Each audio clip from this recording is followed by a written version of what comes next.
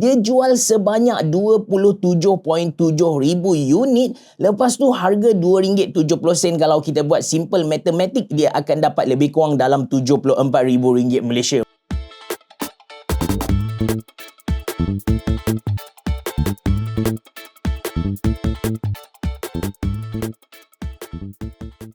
Assalamualaikum warahmatullahi wabarakatuh. Benda yang saya pegang ni, yang besar ni, akan bantu anda jana pendapatan sampingan yang sangat-sangat lumayan. Ini adalah Elgo Laser DIY Kit, sebuah laser engraving machine. Saya tengok dekat Shopee ada brother ni, dia jual custom keychain.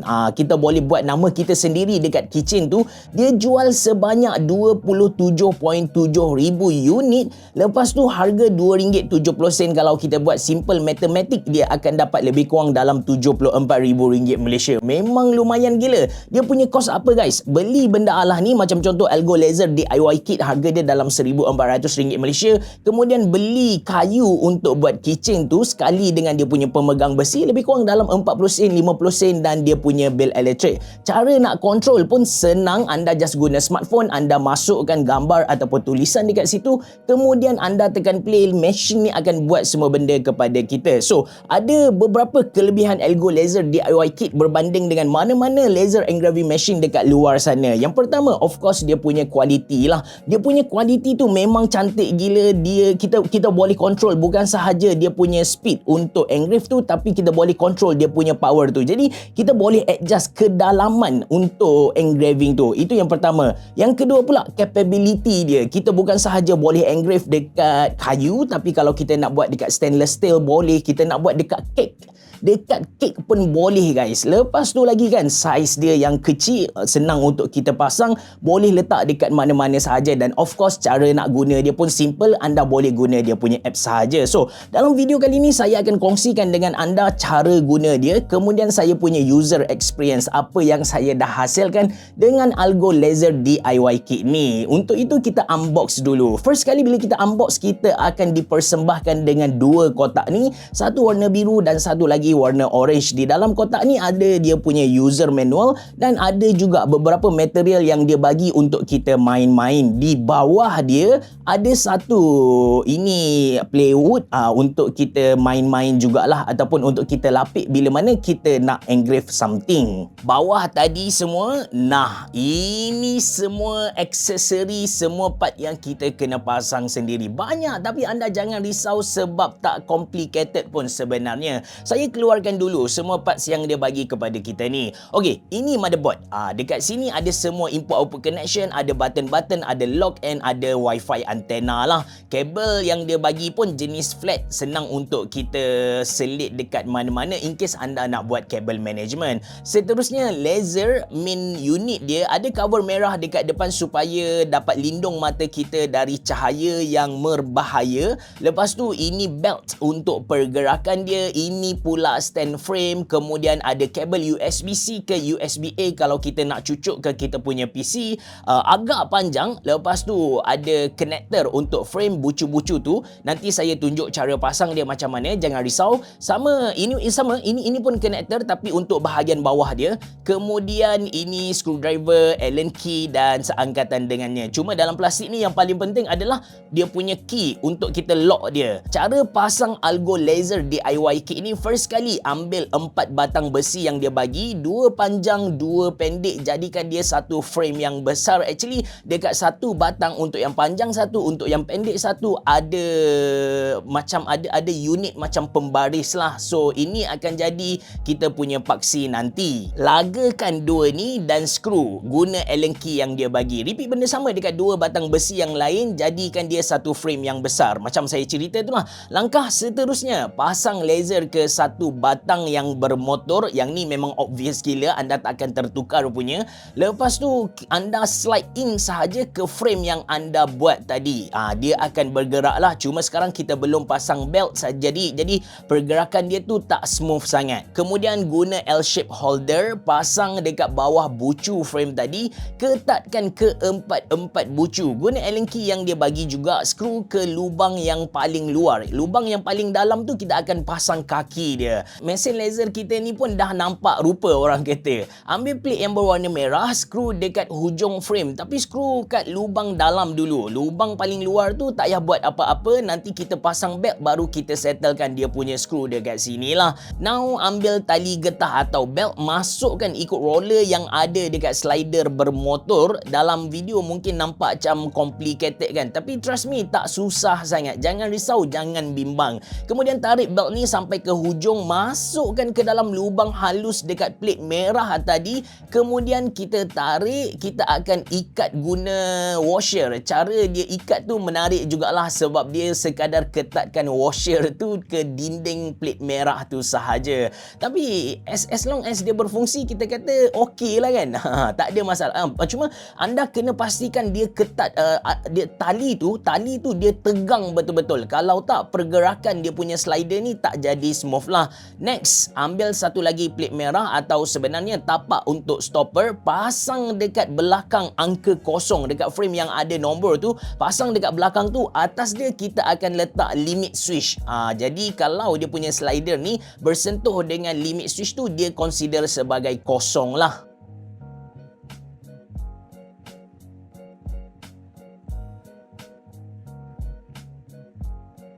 Nak guna algo laser DIY kit ni simple sahaja. Anda boleh guna dekat PC anda, tapi cara yang paling senang untuk kita buat side job geli-geli ni kan, anda just guna smartphone lah. So anda download dia punya apps algo laser, ada dekat Play Store, ada dekat App Store. Once anda dah download, anda connect dengan Wi-Fi 2.4 GHz, then anda search, anda akan jumpa dia punya mesin ni akan connect dekat kita punya smartphone. So bila connect dekat kita punya smartphone tu, kita boleh control dia punya pergerakan. Macam kita boleh gerakkan dia ke depan, anda boleh nampak dia punya pergerakan sangat-sangat smooth, and kita boleh kembalikan dia ke home. Nampak tak?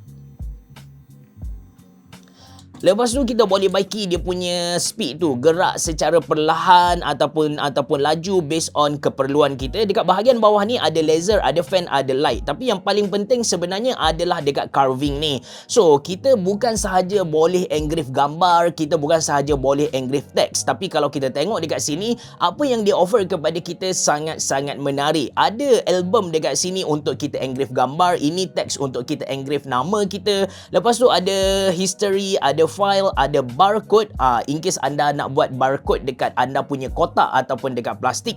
Lepas tu lagi guys, ada QR code. So QR code dekat sini mungkin anda boleh bagi detail nama anda, pergi kepada mana-mana link kalau anda ada buat website anda sendiri kan. Seterusnya ada puzzle. Yang ni sangat-sangat menarik sebab kita boleh masukkan ke dalam, kita masukkan gambar ke dalam benda Allah ni, dan dia akan separate puzzle. Kita boleh tambah beberapa line yang kita nak, dan anda boleh jual sebagai puzzle. That's why dia betul-betul boleh jana pendapatan. Walaupun ini bukan produk gaming, tapi untuk buat duit geli-geli memang dapat punya. Dan last kali dia bagi kepada kita untuk draw, kita boleh lukis apa yang kita nak lukis. Okey, cara nak print dia, saya bagi contoh, kita buat satu teks dekat sini. Saya buat perkataan Mona okey, dan kita confirm. Lepas tu kita pilih jenis font yang kita nak. Katakan kita ambil yang ni, kita tekan next, dan dekat sini akan keluar grid dia macam axis Y dan juga X. So kita boleh adjust size tulisan kita ni. Lepas tu kita nak tahu dia mula dari mana, engraving tu start dari mana, kita boleh tekan ikon ni. So dia akan tunjuk yang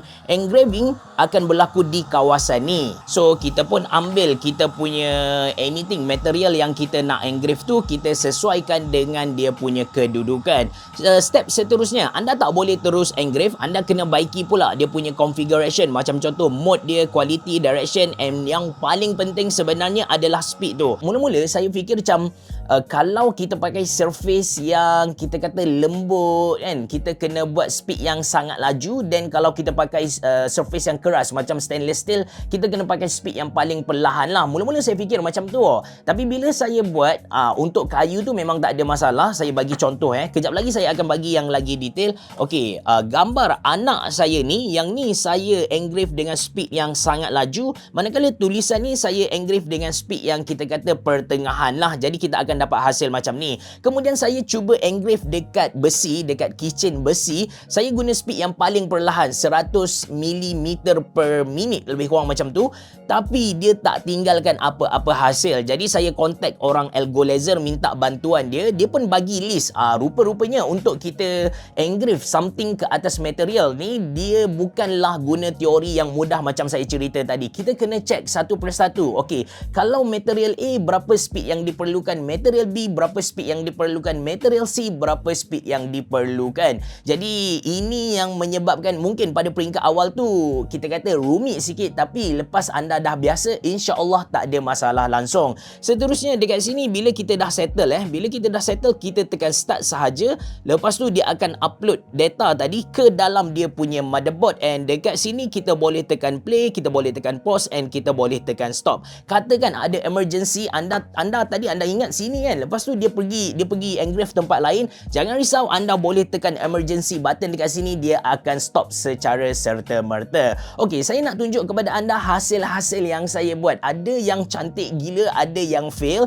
Jadi saya nak anda nilai lah. First kali, ini adalah plywood yang dia bagi kepada kita. Macam saya cerita tadi, gambar anak saya ni saya engrave dengan speed yang paling laju. Anda boleh tengok lah yang dia punya line tu sangat-sangat halus. Lepas tu ini saya engrave dengan speed pertengahan. Tak silap saya dalam 1200 mm per minit. Lepas tu lagi dekat bahagian belakang yang islah ni saya guna speed yang agak perlahan lagi. And kalau anda perasan yang ni sebenarnya dia dah terbakar disebabkan saya salah pilih speed yang sangat-sangat lambat. Anda boleh tengok kualiti dia different. Macam ini gambar anak saya, nampak dia punya border tu halus, tapi untuk gambar muka wife saya, dia punya engrave tu tebal, cantik. Betul kita setting benda ni, tapi kalau anda dapat tengok depan-depan, anda akan faham apa yang saya cuba maksudkan. Kemudian saya test semua material yang dia dalam kotak ni adalah material yang dia bagi kepada kita. Ini saya test di atas tempat kita letak mark tu.